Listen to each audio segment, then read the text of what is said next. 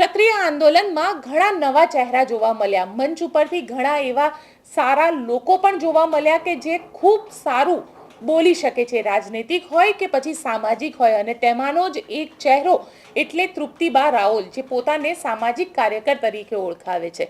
પરંતુ તૃપ્તિબા રાઓલને લઈને પીટી જાડેજાના જે નિવેદન આવ્યું હતું અને રાસ ખોલવાની વાત કરી હતી, તેના ઉપર આજે તૃપ્તિબા રાઓલે સ્પષ્ટતા કરી છે. પોતે સોશિયલ મીડિયામાં તો સ્પષ્ટતા કરી જ દીધી હતી કે એક સ્ત્રી તરીકે તે કાફી છે, તે આવા લોકોને જવાબ આપી શકે છે, પરંતુ સામાજિક રીતે તે કામ કરી રહ્યા છે, માટે તેઓ અત્યારે કંઈ બોલી નથી રહ્યા. આજે આ સ્પષ્ટતા કરતા તૃપ્તિબા રાઓલ પણ ત્યાં આગળ સંકલન સમિતિની ઓફિસે પહોંચ્યા હતા.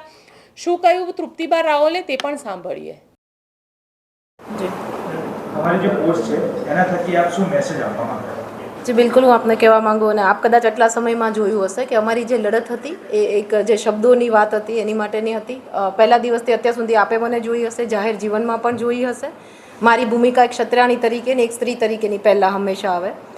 આપ જોયું હશે કે થોડા દિવસથી અથવા પહેલા જ દિવસથી આપણે જોયું હશે કે ક્યાંક ને ક્યાંક વ્યક્તિગત પોતાના લાભો લેવા માટે થઈને અથવા બીજાને ટાર્ગેટ કરી અને ઊંચા થવા માટે વ્યક્તિગત નિવેદનો મારી ઉપર બહુ દેવાના છે. આપ મીડિયાએ પણ ઘણીવાર મારો સંપર્ક કરવાની કોશિશ કરી છે. હું અમુક જવાબ દેવાના ટાળતી એટલે પણ હોય કે એક સ્ત્રી તરીકે મારી મર્યાદા મારે જાળવવી પડે. 18 વરણ આમાં જ્યારે મીન્સ અમારી જે સંવેદનશીલતાની વાત હતી, સર્વ જોડાયેલા હતા. અને જ્યારે આવા કોઈ વ્યક્તિગત નિવેદનો થોડા દિવસથી આવતા હતા, એની માટે મારી પર ફોન પણ આવતા હોય, તો મારી એક જવાબદાર વ્યક્તિ તરીકે ફરજ બને કે મારે જવાબ આપવા પડે. પણ હું કોઈને પણ વ્યક્તિગત નિવેદન આપવામાં નહોતી માંગતી. મને સતત મીડિયામાંથી ફોન આવતા હતા કે આપની માટે પહેલાં કોઈ બેન આ બોલે છે, તે આપ કેમ કંઈ બોલતા નથી, તૃપ્તિબા કેમ ચૂપ છે. તો એનો એક સીધો જવાબ હતો કે મારી અસ્મિતાની લડાઈ મારી માતાઓની અસ્મિતાની લડાઈ જો હું લડી શકવા સક્ષમ હોય તો મારી પર જો વ્યક્તિગત નિવેદન આપતા હોય એની માટે હું લડવા સક્ષમ જ છું. પણ મને જે વ્યક્તિગત જે પ્રહારો કરે છે એનાથી હું દૂર રહેવા માગું છું. હું રાજકીય વ્યક્તિ નથી, હું સામાજિક વ્યક્તિ છું. જો હું રાજકીય વ્યક્તિ હોય તો હું બંધાયેલી છું જનપ્રતિનિધિત્વ તરીકે આપ સૌના જવાબ દેવાનો. પણ વ્યક્તિગત કોઈ નિવેદન કરી જાય તો મારા મતે જવાબ દેવો જરૂરી નથી. એના ભાગરૂપે મેં એક પોસ્ટ મૂકી હતી કે કોઈએ કોઈ વ્યક્તિગત નિવેદન કહેવા નહીં, અને મુખ્ય એ મારી ભૂમિકા, બીજું કંઈ નહીં.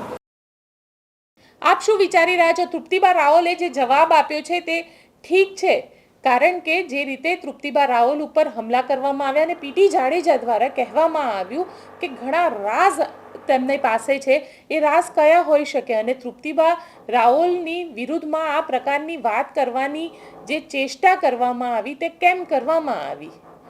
કોમેન્ટ બોક્સમાં ચોક્કસથી લખીને જણાવજો. અમારી ચેનલ નિર્ભય ન્યૂઝને લાઇક, શેર અને સબસ્ક્રાઇબ કરવાનું ભૂલશો નહીં.